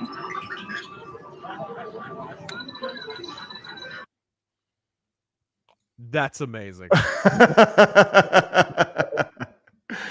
Um, That's amazing. I love it. So Oh, imagine Nintendo, being autistic enough to check that. I love it. who at one point said Nintendo stifles or emulation stifles creativity, is actually using emulation for their games at their museum as opposed to the real games. I mean, look, I've said this many times. Look, we all understand everybody has a little bit of hypocrite. Everyone's a hypocrite in some way, shape, or form, right? We get it. Yeah. But this is pretty spectacular. So Wow. I'd love y'all's thoughts on this. Razor, I'm sure you have a few thoughts on this. I mean, it's funny because why did people what was the argument that people were making for why they needed emulators a lot of times? Hey, a lot of these games, you can't get them anymore. You can't. And if you want to rig up your own kind of arcade cabinet, you have to use emulators in a lot of cases, whatever. And Nintendo threw the book at these people. Mm-hmm. Mm-hmm. Come to find out, they needed to set up their own kind of ghetto arcade in their museum. Hey, what should we do? You know what? Maybe we kind of spoiled. Maybe we kind of gave Nintendo the idea, right? Who knows? Salty, have you dabbled in emulation at all? And would Nintendo come after you if they raided your Nintendo collection? I am a huge fan of emulation. Like that's pretty much all I do. Like I got one of those Odin things. It's like a Switch, but it's like Android, and I've got all my PlayStation 2 games and stuff on there. And Nintendo, are they allowing people to stream Nintendo games? Do they fold on that yet? They did, yeah. So for a while they were like, you can't play our games, and it was a very, very small window before they realized they were being fucking stupid. Yeah. But they've definitely wised up to that. So I'm hoping that they wise up to this as well. I'm sure there's some sort of cultural thing going on over here, but you guys are looking like the movie industry fighting against the VCR at this point. You're not losing any money with people downloading, Super Mario. you have any idea how many times I've downloaded ROMs of games I own hard copies of? Yeah. Any idea, just for convenience, right? Like, and you have, of course, the virtual console or whatever it's called, whatever they call it on the Switch. And dude, I pay for that. I play it all the time. What the hell? I own some hard copies of these games. I have completely legal downloaded copies of these games, and yet I also pay for the service on Switch. It's like, I don't think this weighs in nearly as much. You're not really losing a sale, mainly because people who are too poor to buy it would be too poor to buy it, even if it wasn't available as an emulator. Well, I do think Nintendo has a little bit of egg on their face here, for sure. And I want to say a little, I mean a lot. where as a company you have such a feverish stance along here. It makes you look really they're shutting down major websites that are hosting ROMs where there's plenty of games that you can't get on Nintendo's website. I'm like an old dude on that Kabuta thing. On the information superhighway. Yeah, so and they're still doing it. Like, they just shut down some of these big guys over here who've been hosting these things. You know, I want to be able to go back later on and find these old 8-bit games that you guys aren't even going to sell me on your storefront. Right. That's the biggest thing. Is like, it's funny. I saw my buddy RGT85. He has a great video yesterday where he talked about hacking the Wii U. And he's like, you're not selling the Wii U. The Wii U shop isn't even up. You're not even selling these games. Yeah. So, like, why? And his pinned comment is, please don't come after me, Nintendo. You know, it's like, that's to be expected at this point. So, what a mess. What a mess for Nintendo, man. But it's hilarious to kind of see it for sure. So, all right. Look, we do have more. We got a lot more coming. But Salty, I know you got a bolt. It's busy. It's election season. So. Please tell her. Do you have anything coming up on election night? Are you doing? I'm sure you're doing some sort of election live stream, right? Yeah, we're gonna do a live stream on election day, and then I'm sure I'll be popping in. And we don't have a set schedule for it because I'm just anticipating mass chaos, and I'm gonna be like on call. So we'll do a show, and then we'll also kind of pop on when necessary, considering who knows what the hell's gonna happen. Yeah, I'm not saying I'm paranoid about the election, but I just bought like a 6-month food supply.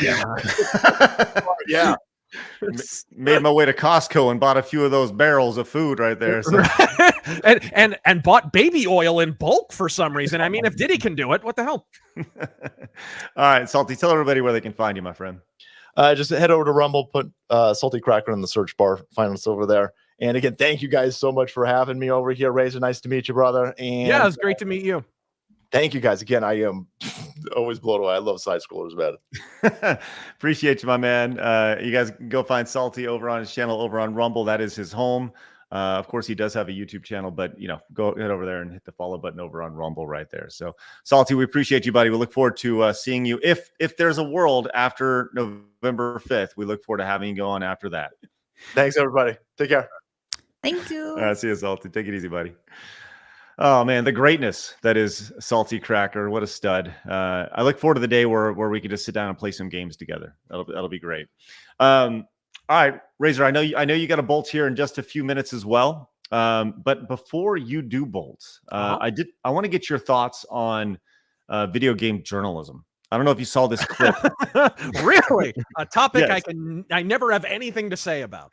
Yes. I wanted to get your thoughts on this, as Alyssa Mercante had a stream. She's now getting into Alyssa Mercante. Ah, okay. Yes. Okay. Mercante. Sorry, I thought I misheard there for a second, or heard very, very correctly. Yeah, all right. She had a stream where she was talking about the White Devil. The white video game devil. Yes. And she started her career on streaming because, and we'll see how well that goes. But there's about a 2-minute clip here, and I would just love to get your thoughts on what she says in here. Have you seen this clip yet? No. Oh, great. Brilliant. My plan was to live to a ripe retiring age, never exposing myself to anything by Alyssa Mercante. Sorry. Welcome to Side Scrollers. Here we are. You dashed my hopes. All right, now this is a very small video, and you're just gonna have to deal with it. I don't know why it's not going full screen, but let's just kind of roll with it. But you can at least hear what's being said here. It's not good media. But wait, hold on. I was about. So I think everyone should make sure they watch this. I dropped the link. I pinned it in chat. Thank you for that, Dave. I don't want to watch the whole thing, mostly because my Dayquil's officially worn off, and I'm gonna go have a coughing fit. But I think I gotta go outside. Fucking rotting in here. I think this is all just like there's a lot of things that you can watch and read to understand the way that this movement has gained steam. Meme Wars is a great book. It explains kind of how Gamergate led directly to the Trump White House. This old yarn, really, Yep. dude. We're back at it again. This old yarn. Yep. It is, guys. It is their Waterloo. Gamergate is their 9/11. Because after decades and decades and decades of unchecked incrementalism, you know, every new movie, every new show, every new game just got a little bit more what you would call today woke. But back in the day, it's like you don't begin with the gay marriage decision in 2013. You begin with a few sitcoms here and there that have a gay character and lose sponsors. And then they take the character away. And then a few months later, they bring him back. Right. And that's how they did it. It was a tide coming up the rocks for years. I've made this point many, many times. It was the first time where they reached just a little too far. And everyone was like, you know what? No, we've got platforms where we can call you retards. So we're going to go ahead and do that. So all across YouTube and Twitter and all across social media, Facebook and whatever, everyone just kind of with one voice gave a full-throated dismissal of the omnipresent. Again, at that time, it was SJW. Today, it would be wokeness. Today it would be like ESG or Bridge or whatever. It was the first time they didn't get their way. That was it. Decades, you don't understand. Millions of dollars were invested in this. People talk about how, they've got checklists on TV shows today for HBO dramas and Disney Plus. And this is just known. This is just accepted now. There were people on the fringe right in the 90s who got a hold of internal documents at ABC Network. They were doing it then. In the 90s. This has been years in the making. They had been doing this uninterrupted for decades, and Gamergate is the first time where it just said, Jean-Luc Picard, this far, no farther.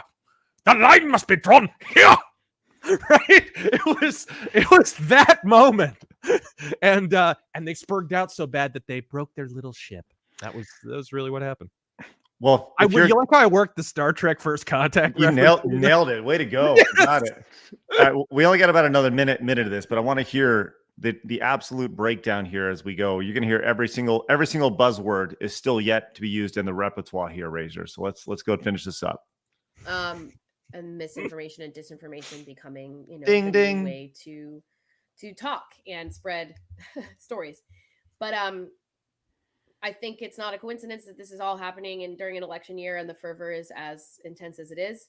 I think that hold on, dude. We were talking about this late last year, bro. Like what? It takes some balls. The irony of that statement. It takes some balls. The idea that she thinks we're all like getting together and talking about this. Yeah, this is a strategy. Yeah, this is a damn strategy. And we waited until election year. All those years and years of talking about this problem. Like, when did people start talking about ESG? Like 2-3 years ago? Mm-hmm. Something like that. And I was talking about it before. It just didn't have the name ESG back then, right? Mm-hmm. A lot of people have pointed this out. It's ridiculous. I had a series called The Downfall of Gaming Journalism. The first episode in that series, I think, was 2012. Okay? I talked about this problem all the way back then, pre-Gamergate. There were definitely people pointing this out, gang. Definitely. Well, if you did, you're going to be what she calls you here. Every single word of it. People speak about me and other women and queer folks and people of color in the space. Hold on. First. Can we define what a woman is? Bingo! Yes. How dare she? Now she knows what a woman is. Gotcha. That's right. What's the real issue here. And the real issue is not DEI, it's not forced wokeism, it's people who have long been the dominant group in whatever industry, be it games, be it movies, be it elsewhere, feeling the effects of no longer just being number one for the sake of being number one because they're white and straight and male, and not liking the fact that they actually have to work to prove their worth, and not enjoying the fact that other people are Right. It's very, very backhanded compliment, right? What does that even mean? Right. Work. They don't even get an opportunity to work in most cases. They just hire a gay black chick because they need a certain number of gay black chicks in the company. Straight up. Look, I love Hunt Showdown, but they fired the old writers and hired a giant black gay sea creature with pink hair to write the game, and the lore's been crap ever since that person was hired. Like, oh, come on. Razor, how dare you? Listen, because you say things like that, she has some words for you here at the end. at the table. And at the end of the day, I said this before and I'll say it again, it's Well, as you're listening to this last statement, listen to how she just regurgitates these words with almost zero emotion. It's just like it's from a script. It is rooted from in a hate, script. it's rooted in sexism, it's rooted in racism, it's rooted in homophobia, misogyny. What does it sound like? What does it sound like? What's the transphobia, famous all of what's the those things. famous And Sarkeesian clip? Everything is racist. Everything is sexist. Everything's Yes, yes. racist, everything's homophobic, and you have to point it all out, right? It's Right. dude, it is from a script. Yes, absolutely. 100%. So anyways, there's just all of that. And that's kind of where we're at. Razor, I know you got to go. Do you want to put a button on your thoughts on that before we say au revoir? There's some words I can't say. We're already demonetized for the day. It's okay. No, I mean, no, I mean, this is something a lot of us were pointing out years ago. It's ridiculous. When did she start working at Kotaku? Because I had never heard her name until like the last couple of years. I assume she's a relatively recent hire at Kotaku because she was not a big deal over there. No, right? She was not. Before then, it was Nathan Grayson and what was that one slag who doesn't work there anymore, who was always writing really, really woke articles. And, you know, she's a relatively recent hire, I think. Yeah. Well, recent enough to where she's become a thorn in the side of that's the thing I don't understand is how come like other video game journalists aren't like, yo, tap the brakes. You make us all look like shit. Like, Oh, not only you know that, what but I you know, they're always doing this with these self-owns, right? Remember when the gamers don't have to be your audience scandal happened? Yep. And they were all deny. This is a conspiracy theory. You're all crazy. You're all chuds. You don't know what you're talking about. And then somebody who was already in the Game Journo Pros forum started screenshotting them literally conspiring to push these articles. Right. The actual journalists who wrote them. They were like, okay, I'll release my gamers don't have to be your audience article, and then you can release yours, and then you can release yours. They screenshot it and caught them in 4K. Yep. And this was back before AI, so we knew they weren't fake. Well, and maybe that's just it. They're assuming that we are doing what they were doing years ago. You know, we're not that organized, guys. Sorry, that's just not how it works. We're not conspiring for anything. We're just talking about the nonsense. With all that said, Razor, I know you got to get out of here. Tell everybody where they can find you, my friend. Yes, everyone. I am on YouTube, the Rageaholic. I'm actually just about to jump on Sebastian Gorka's show, so we're probably going to talk about the election and the polls and whatever. So check me out on that. We're going to record it now. It'll probably be up tomorrow. We'll see. Cool. But, yeah, and then of course on Twitter, I can be bearded at Razorfist with a 0. Thank you all for joining us. Appreciate you, buddy. Godspeed to you. Yep, thanks for having me. Godspeed, everyone. There's the great Razorfist. Feel better, Blabs. Thank you. You keep getting sick. Dude, I blame the flight home.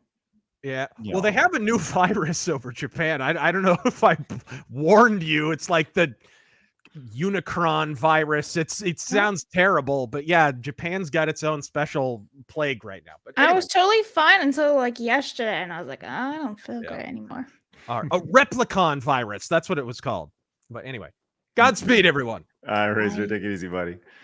All right. Well, Blabs is not feeling super hot, so I'm going to read off your wonderful support. We appreciate you guys and your support. Without your support, we can't do this show every day, Monday through Friday. And so thank you guys very much for all your direct donations, your super chats, and your Rumble rants, as well as your tips over at sidescrollerspodcast.com. So let's get to some of that support, and I'll be reading them because Blabs is feeling puny. Puny. Look at that puny face. Puny? Yeah, you're feeling puny. You know, puny just means tiny, right? Yeah, you're feeling tiny. You know, feeling gross. You never heard that before when it comes to feeling sick? I don't know what that means. I very much do. Hey, guys, hit the thumbs up button if you think Blabs is puny today. Puny just means you're feeling gross. That's all. No, puny means tiny. I know. Yes. I'm feeling gross. always tiny. It's not just today. All right. Silence, you idiot, says Alyssa is 100% correct, though. The Japanese and Europeans have dominated the industry for too long. Thank you, Silence, you idiot. Jack the Outcast says, hail side scrollers, just in time for the spooky season. I installed Vampire Bloodlines. Now you will too. Cheers, Jensen lady. Thank you, Jack.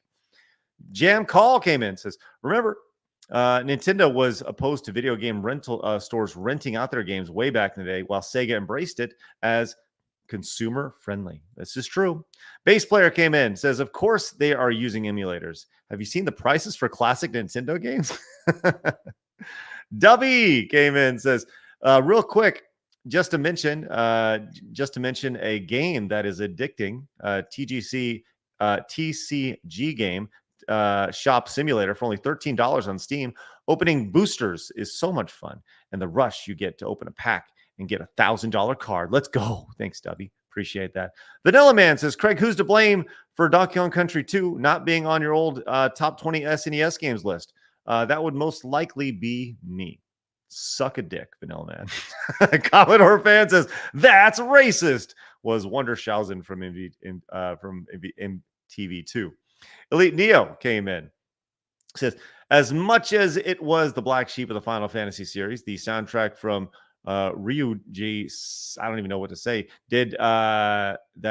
I don't even know how to say that name. Did for Final Fantasy Mystic Quest absolutely slaps. I do know Final Fantasy Mystic Quest though. Miku came in and says, hopefully the animation industry is next. Scarfy says, Lara Croft.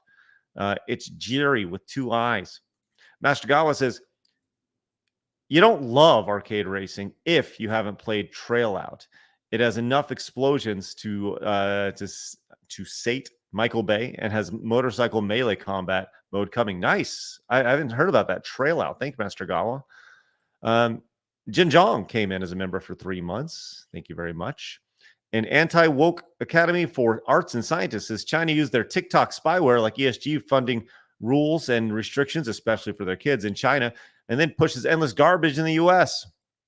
Scarfy says, why sell your soul to Satan when you got China? Sal Mark came in. Says, who's at the top of the scam? Just can't be ESG BlackRock. As far as I know, the powerful Jays are going hard against DEI after Free Palestine BS. Wolfbane Fire says, I always knew I liked Razor, but the Striper shirt just sealed the deal. What's your favorite Striper song, and why is it Hell with the Devil? Or why is it To Hell with the Devil? I'm sorry, Wolfbane. Razor had to get out of here. Kyle says, Review Tech USA is claiming he's shutting down his YouTube channel. Anyways, Sir Ubi-san came in and says, with controversies in past and present, Nintendo is doing how you round off your frustrations with the satisfaction of charm they gave to the world. I'm sorry I just butchered that, but thank you for your support. Anakin's Burnt Wiener is back. Says, well, the French need time to eat their croissants. That's right. Thanks, Anakin's Burnt Wiener. Sorry about that. Mercenary says, please, Craig, make sure to read my first Endymion message to Razor. He needs to inform him about Tencent and what they're doing. We need to consolidate. Thank you. Appreciate it, Mercenary. I did read that. Honey Badger says, Blabs, did you hear that Craig played the COD lobby trash talk last week and dropped an N-word? What? You did? No. Zach Yes, you C did. I'm so says, proud of you. Thank you. What? Didn't you? I don't think we'd had the N-word. I don't remember. But I did play. Chad.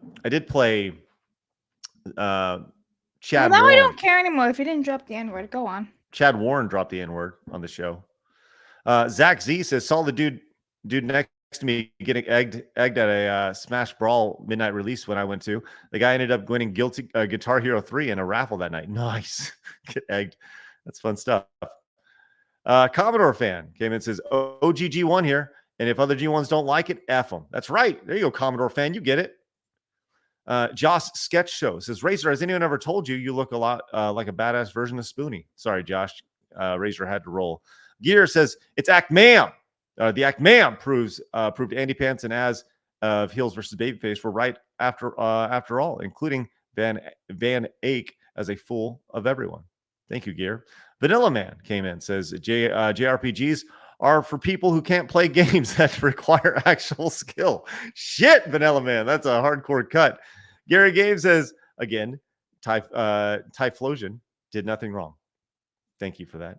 Matthew says, Koji Kondo of Nintendo is more well known for his music. Shigeru Miyamoto is in a consulting role at Nintendo and is focused on theme park and movies. Thank you, Matthew.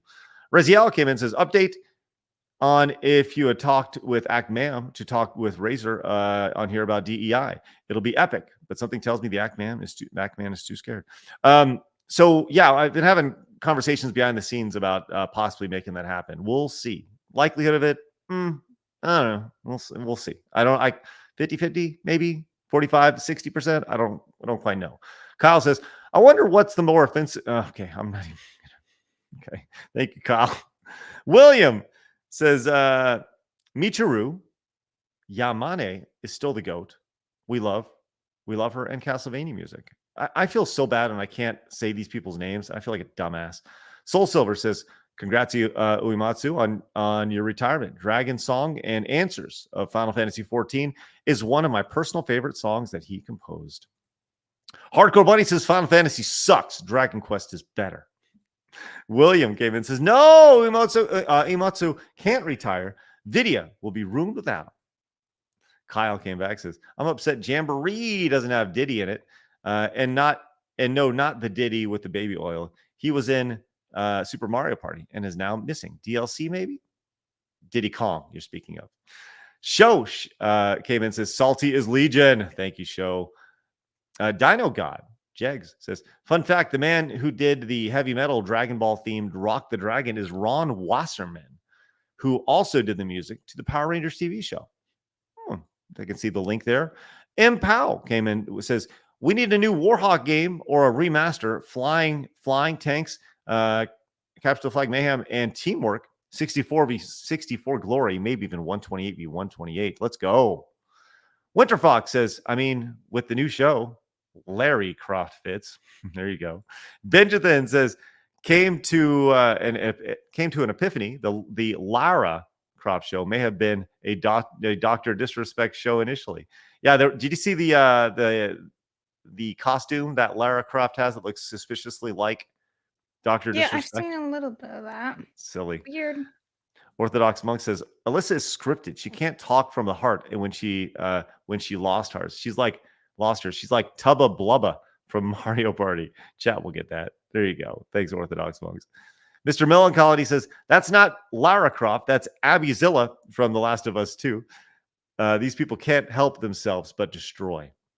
Soma BT says, Indy is actually played by Troy Baker. Ah, yes, I misspoke. Thank you for that. So, Mercenary says, Salty, Razor, you need to collab with Kirsha as well. Kirsha will be on the show tomorrow. Also, tomorrow we will have... not tomorrow. I'm sorry. Yes. Kirsha will be on Thursday. Tomorrow we will have Melanie Mack rejoining the show. That'll be great.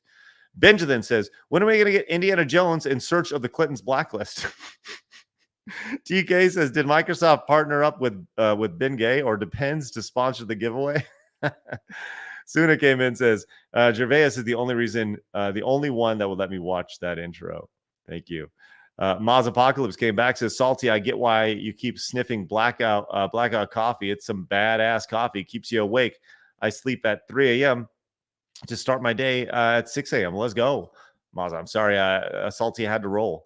Mercenary says, I only have one answer for Oscar's big fat no. He also says, we need Frice. We need Frice to watch Challenger in School live. Oh, it sucks. I think he means forced. Yeah, okay. Forced. Most people did. Benjamin says, I blame the hippie Apple logo.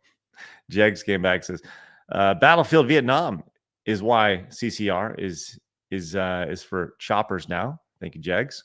Jegs also says I think the trans clone works. After all, clan. Okay, just let everybody read that. Thank you very much. Jason says, does the Russell Brand amulet protect against government mind control rays? Asking for a friend. Thank you, Jason. The Worthy One says, hey, Razor, are there any current day wrestlers that kind of impress you? Sorry, Worthy One, didn't get a chance to ask. Diz the Jizz 69 says, I want some wholesome checkout. If want wholesomeness, check out Odd Tinkering. They repair, restore, break down old game consoles and others. If interested in their content like that. Thanks, Diz the Jizz. Jones guy says, howdy, SC. I guess that's me, Stuttering Craig. Godspeed, Razor. Blabs, favorite food in Japan? That's a good question. What was your favorite food in Japan, Blabs? Shrimp tempura. I really love shrimp. But that you can just get that anywhere. Yeah, but it's really, really good there with the food made there. The Like fish there. Did you get anything that was native to Japan over there? Shrimp tempura is pretty native to Japan, bro. No, you can get that over here in the States. You can get it in the right grocery stores. You can get those foods everywhere now because of importation. Did you get some teppanyaki or anything like that while you're there? Possibly. Oh, I did really like I forget what you call it. It's like the big tit. It starts with an O, but I can't remember. It's like oniyaki or something like that. I can't. Was it like an egg omelet? Kind of, yeah. Those are really good. Yeah. I really like the egg, was it the rice omelet? I think it's called. I can't remember. I'm totally blanking on food names, but that was really good too. The Grateful Gamer says, sorry you're feeling bad, Blabs. There's a survey out there that says a quick way to boost the immune system is to simply watch an Arnold movie. Get well. Thanks, The Grateful Gamer. Appreciate that. Part of the lore from Blabs. You can see how amused she was from that comment. Yeah, it was the Ami rice chat. Really good. Sonic Overdrive says, Razor, where'd you get that snaggletooth mug? I'm sorry, Sonic Overdrive. He had to roll. Delta says, the worst thing about the Oscars is thinking, why? Why? We just had one last year. I did think the Oscars already happened, though. Was Godzilla -1 out last year? Yeah, that was a 2023 movie, I think. Yes, because I've seen it on Netflix. Delta says, also, I have to give kudos to Dragon Ball.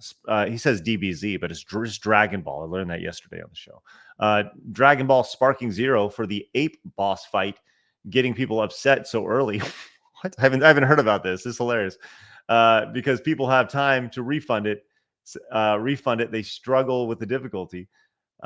Same thing from Soft's Armor Core games. Oh, thanks, Delta. Appreciate that.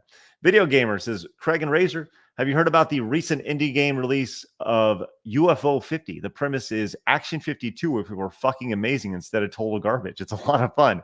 Also looking forward to Kirsha on Thursday. Love that fox. Thanks, Video Gamer. Shaker says, did Blabs indulge herself in Japanese culture by going to an onsen? A public bath? You did. Tell me more. No. Okay. Well, because we're doing a live stream on Thursday night with the rest of the crew. So if you guys want more stories, you got to tune in over there. What the fuck? Yeah. All right. Hedge came into Super Mario Party, the 30-plus year senior citizen after party. Thank you very much. Reese says, speaking of archiving, if need be, I could also break out the Atari 50 documentary for Blabs. No, get out of here. Let's go. No, actually, I realized we didn't actually go to an onsen. I was thinking of something else. So no, we didn't actually do that. Sorry, I'm delusional. Oh my gosh. Reese came in and says, one thing that irks me about Ubisoft is they buy up all these catalogs of franchises and sit on them. They're sitting on Might and Magic. What the fuck? Thank you, Reese.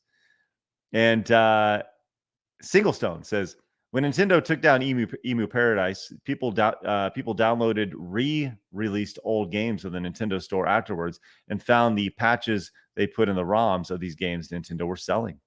Thanks, Singlestone. Appreciate that. And Benjamin says, "Hey Craig, do you know where you can buy food at the grocery store?" Blabs, most definitely. Well, it's true, but also over on local Spoon Ninja sent a dollar tip saying, "Breaking news: Andy Dick has just been cast as Larry Critch in the new Tomb Raider movie." Andy Dick being cast in anything is amazing. It's amazing. So Anyway, all right. Well, look, Blabs, go get some rest. Okay, it's time to rest. We're done with the show today. If you guys are new, hit the thumbs up button on the way out and the subscribe button. Enjoy the 103,000 normal men. We're closing in. It's great.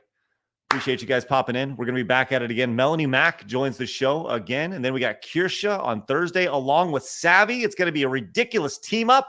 We got a hell of a week of broadcasting with you guys. Make sure you guys hit the subscribe button. Once again, more videos about some stories that we didn't get a chance to hit coming later on today. Appreciate you guys tuning in. You guys have a great rest of your day. And remember, people are going to try to keep you down. Don't let them. You guys got a goal. Go get it. Have a great day, guys. See you later. Bye-bye. they took